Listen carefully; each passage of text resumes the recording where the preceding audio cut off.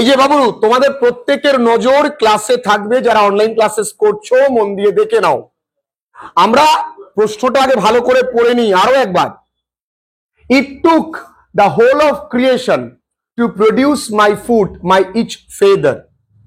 বলছে পুরো সমগ্র সৃষ্টিকর্তাকে আমার পা, আমার পালক তৈরি করতে যথেষ্ট সময় লেগেছে।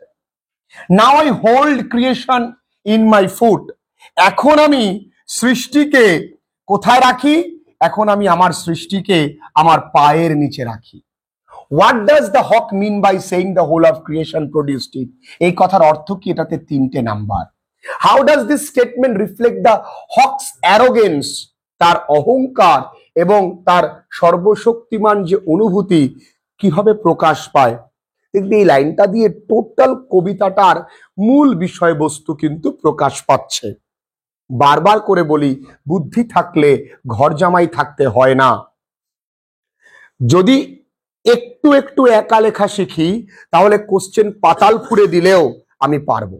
কিভাবে লিখবো একটু আসি। প্রথম লাইনটা, এই মহাবিশ্বের সবকিছু একসাথে কাজ করছে এবং বাজ পাখির অস্তিত্বে অবদান রেখেছে, এই সর্বনাশ করেছে।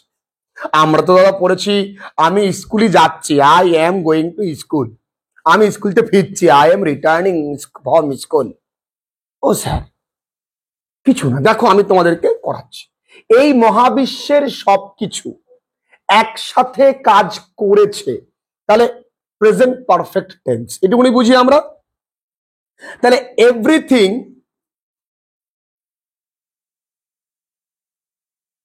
আমার সঙ্গে প্রত্যেকে লিখবে, যারা অনলাইন ক্লাসেস করছো তাদের কাছে পিডিএফটা চলে যাবে, তোমাদের কাছেও যাবে। এভরিথিং in this universe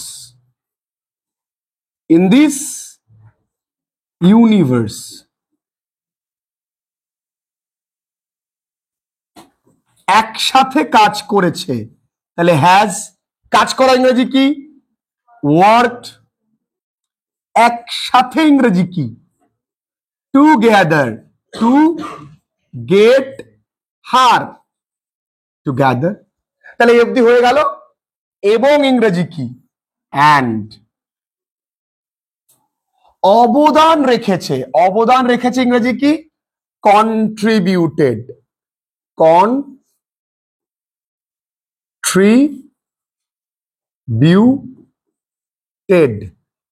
অবদান রেখেছে বাজ পাখির অস্তিত্বে। ও বাবু, অস্তিত্ব ইংরেজি কি? এক্সিস্টেন্স। কার? বাজ পাখির। তাহলে এক্সিস্টেন্স, তাহলে কি বললাম? In the existence of the hawk. In the existence of the hawk. সবাই কিন্তু লিখে নেবে, দেখো কত সহজে লেখা যায়। তাহলে বলো, লাইনটা লেখা কি খুব কঠিন? Everything in this universe has worked together and contributed in the existence of hawk. লিখলাম না আমরা? পরের লাইন, বাজ পাখি এখানে ছিল নয়, এখানে হয় হবে। বাজ পাখি হয় খুবই অহংকারী তার অঙ্গগুলির নির্ভুলতা নিয়ে, মানে সে মনে করে তার প্রত্যেকটা অঙ্গ অত্যন্ত পারফেক্ট। তাহলে বাজ পাখি ইংরেজি কি? দ্য হক।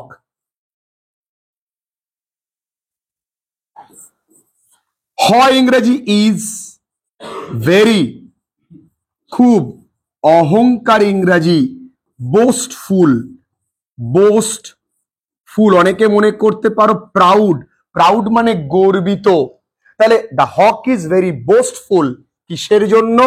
তার অঙ্গগুলির নির্ভুলতা নিয়ে। ভালো করে বোঝার চেষ্টা করো, এক লাফি গাছে উঠবা না, আস্তে আস্তে। যদি এইভাবে আমরা 10টা প্রশ্ন প্র্যাকটিস করতে পারি তাহলে কিন্তু আমাদের আস্তে আস্তে ইংরেজি লেখার সেন্সটা তৈরি হবে উইদিন 4 মান্থস, যতটুকু পসিবল। এখন কিছু করার নেই, আপাতকালীন পরিস্থিতি। কোন রকম বন্দুক চালানো শিখিয়ে যুদ্ধে নামাতে হবে। গুলি মারতে গিয়ে তুমি নিজেও মরে যেতে পারো, কিছু করার নেই। কিন্তু যদি বেঁচে যাও তাহলে তুমি বীর যোদ্ধা সেনা। ও, তোমায় বীর চক্র প্রদান করা হবে। ও, বীর চক্র তো মরি গেলেই প্রদান করে। The hawk is very boastful তার অঙ্গগুলির নির্ভুলতা নিয়ে। আচ্ছা, নির্ভুলতা ইংরেজি কি? পারফেকশন। অঙ্গগুলি লিম্ব, LIMB। তাহলে boastful for the perfection, for the perfection. কার পারফেকশন? Of his limbs. আচ্ছা স্যার, আপনি এখানে হিজ লিখলেন কেন? ও বাবু দেখো না, এখানে প্রশ্নেই কিন্তু বলে দিয়েছে যে এই পাখিটাকে আমরা পার্সনিফাই করছি, ব্যক্তিত্ব আরোপ করছি। পরের লাইনটা আসি। তার বাঁকানো ঠোঁট, ধারালো থাবা এবং এমনকি তার প্রতিটা পালক খুব নিখুঁত ভাবে সাজানো অন্য প্রাণীদের শিকার করার জন্য। আচ্ছা, তার বাঁকানো ঠোঁট ইংরাজি হিজ হুকড, ঠোঁট ইংরাজি বিক, তাই না? ধারালো থাবা, ধারালো ইংরেজি সবাই জানে শার্প। এই থাবা ইংরেজি তোমরা জানো না। থাবা ইংরেজি ট্যালন, ক্ল না, পাখির হয় না, ক্ল হয় পশুদের, ট্যালন। তাহলে হিজ শার্প ট্যালন, তাহলে শার্প ট্যালন এবং মানে অ্যান্ড এমন কি, এমন ইংরেজি কি ইভেন, তার হিজ প্রতিটা, ইচ পালক, ফেদার্স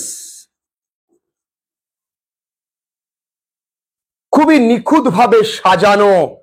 তাহলে আর ডিজাইনড,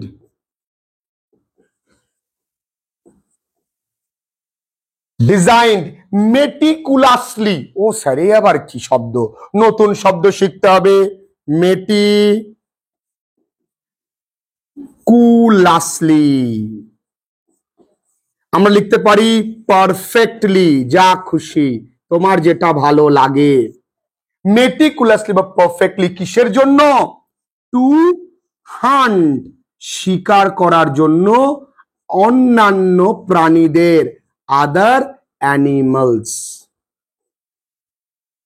বলো কঠিন? তাহলে his hooked big sharp talon even his each feathers are designed meticulously বা so meticulously বা so perfectly to hunt other animals। তাহলে এখানে আমি লিখতে পারি সেই ইংরেজি কি?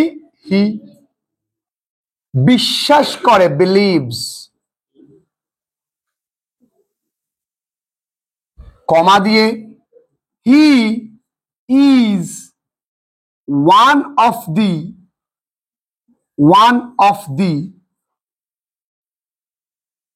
finest, one of the finest creations।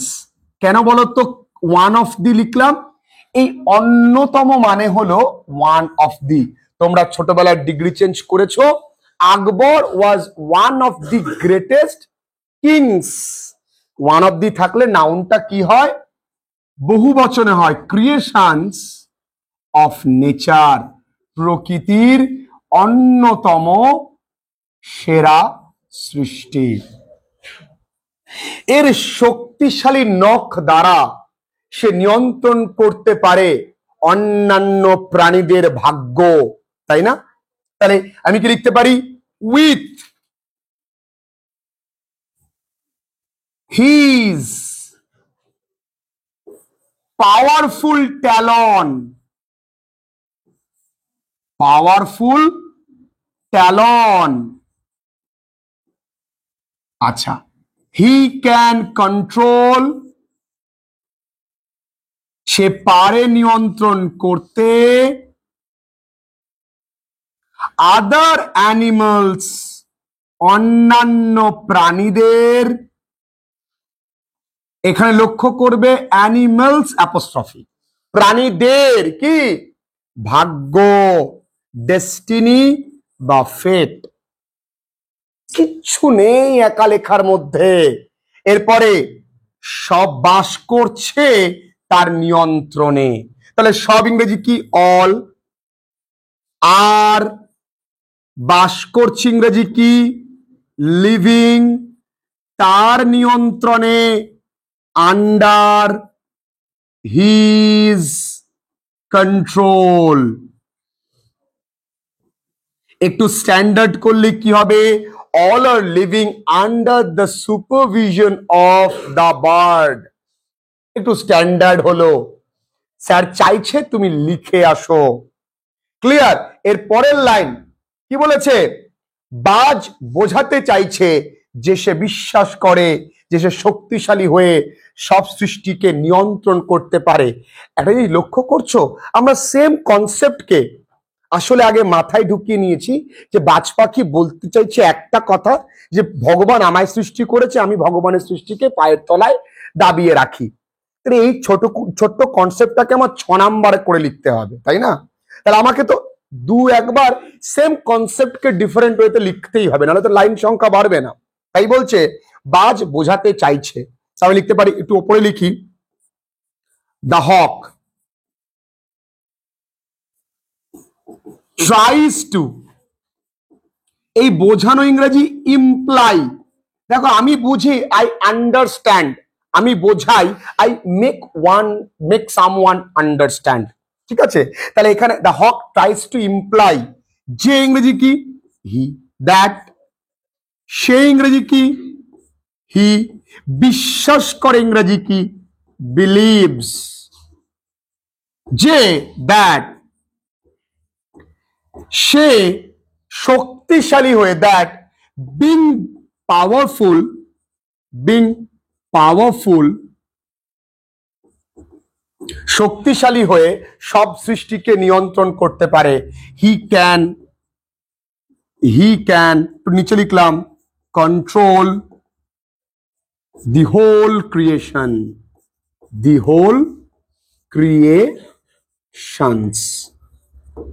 Clear? Being powerful, he can control the whole creations. সে বলে ভগবান তাকে বানিয়েছে এবং সে সব সৃষ্টিকে তার পায়ের মধ্যে রাখে। তাহলে এটা হলো একটা পার্টের অ্যান্সার কমপ্লিট হবে। মানে কোন পার্টের বলো? প্রথম 3 নম্বরের প্রশ্নের উত্তর। তাহলে সে বলে, তাহলে এই কারণে সে বলে, does he says, comma, God has বানানো, created him, and now, এবং এখন, and now,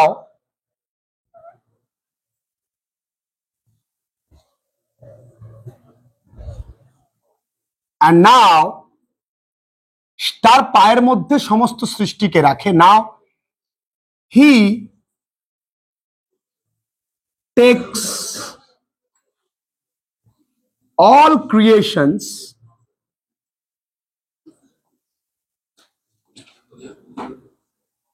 under, তার পায়ে, under his feet, ফুট নয়, ফিট। ক্লিয়ার? তাই সে নিজেকে প্রকৃতির সব থেকে শক্তিশালী সৃষ্টি মনে করে। এই কথাটা লিখতে হবে। So he considers মনে করে, তাকে himself the strongest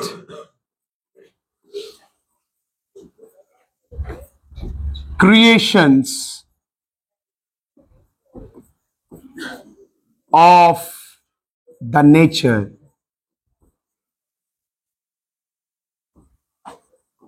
ক্লিয়ার? সে বিশ্বাস করে অন্যকে হত্যা করা তার সহজাত ক্ষমতা। He believes killing others অন্যকে হত্যা করা ইজ হিজ হয় তার inborn instinct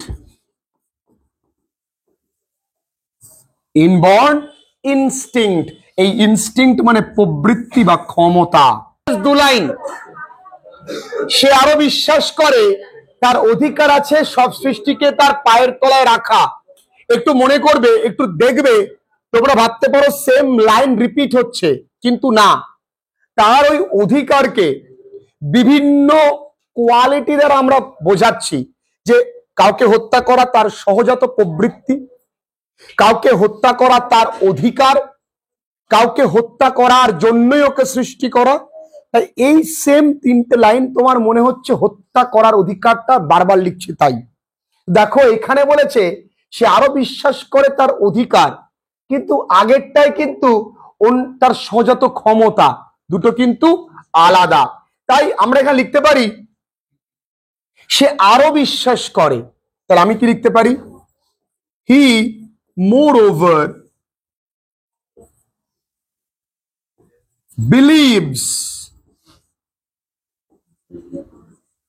he moreover believes, তার অধিকার আছে, he has the right, right মানে কি? অধিকার। কিসের জন্য?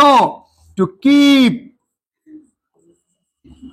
others, এখানে বারবার আর ক্রিয়েশনস লেখার দরকার নেই। কার? Under his feet, under his feet, ব্যাস। এবং একদম শেষ লাইনে আমরা চলে এসেছি। শেষ লাইন কি? এটা স্পষ্টত তার অহংকার ও শ্রেষ্ঠত্বের অনুভূতি প্রকাশ করে। তাহলে ইট ক্লিয়ারলি, স্পষ্টত ইংরেজি কি? Clearly suggest, it clearly suggests তার অহংকার, his arrogance, প্রশ্নেই আছে এটা, arrogance, এবং a sense of, একটা অনুভূতি, কিসের? superiority। ব্যাস, শেষ। এই 12টা লাইন লিখতে পারলে আমাদের 6-এ 6 কেউ আটকাতে পারবে না। কটা লাইন লিখলাম? 12টা। একই কথা মনে হতে পারে, কিন্তু একটু ডিফারেন্ট ওয়েতে আমরা একটু এলাবোরেটলি বোঝাতে গেলাম। ক্লিয়ার হয়ে গেছে?